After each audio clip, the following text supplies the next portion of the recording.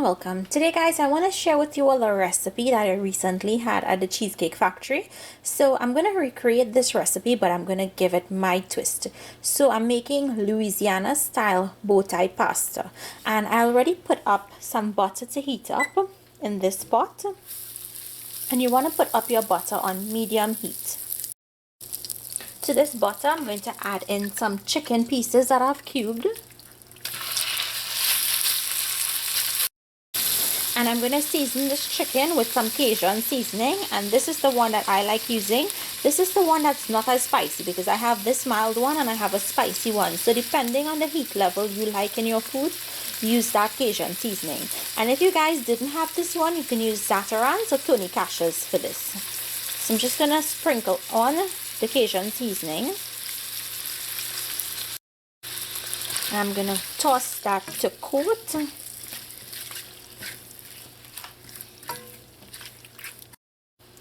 Now you just want to leave these chicken pieces to brown up, and you want to make sure that it's cooked all the way through. When the chicken has finished cooking, you're going to remove it and place it in a clean bowl and set it aside. I'm just going to add in a little bit of canola oil into the pot. I have some leftover residue from frying up the chicken, and you want that flavor in there. That's going to enhance the flavor of the rest of this dish. So to this, I'm going to go in with chopped red onions,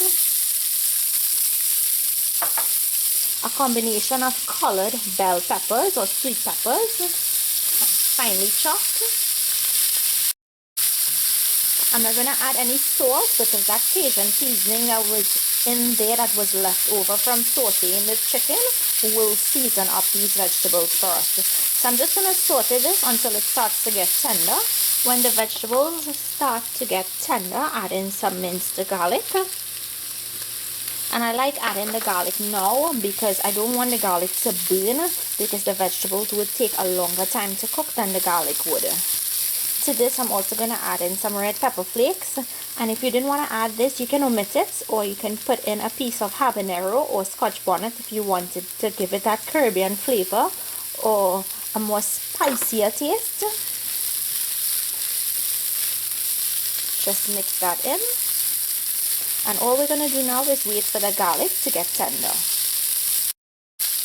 Now I just want to say to you guys, if you wanted to omit the chicken from this recipe and make this a vegetarian recipe, you would just start the dish by using the vegetable portion and continuing along with the recipe. Now to this, I'm going to add in some mushrooms.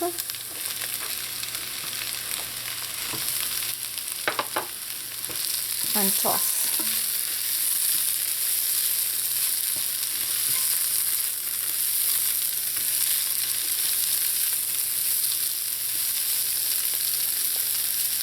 You just want to allow the mushrooms to cook for about 2 minutes. Now I'm going to return the chicken to the pot. Make sure and put all of those juices that you have in that bowl. Give it a mix.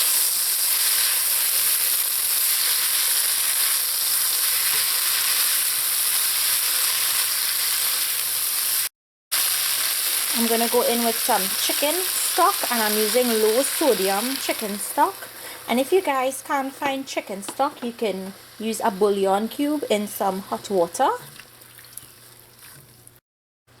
And now some heavy whipping cream, the milk that you use to make whipped cream. And if you guys don't have this, you can use Stay Fresh milk or whole milk. Now I'm going to leave this to simmer until this has reduced by half. And I already boiled my pasta ahead of time. So if you haven't boiled your pasta, you would want to do so now. And you would want to boil it shy of al dente, because once it goes into the sauce, it will continue to cook a little. When the sauce has reduced by half, you're going to add in some parmesan cheese. And mix that in.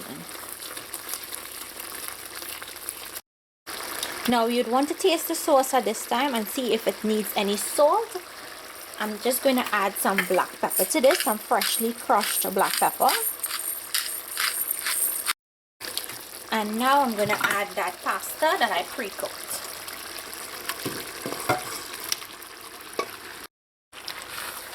Mix. You want that sauce to coat all of the pasta.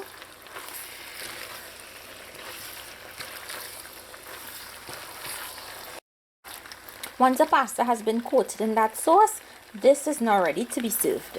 So guys, when the dish is finished, you can either add some more parmesan, grated parmesan cheese to serve, but I like adding some more of that Cajun seasoning.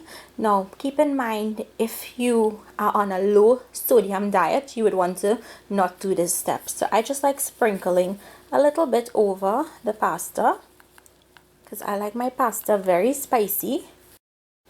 Another thing I want to tell you guys is if you wanted to make this with shrimp, you can. I suggest when you sear off the shrimp, you don't add the shrimp until you've added the pasta and mixed that in. Because if you were to put the shrimp in the sauce to cook, the shrimp will get rubbery. So you'd leave the shrimp for the last and then toss with the pasta to finish this dish.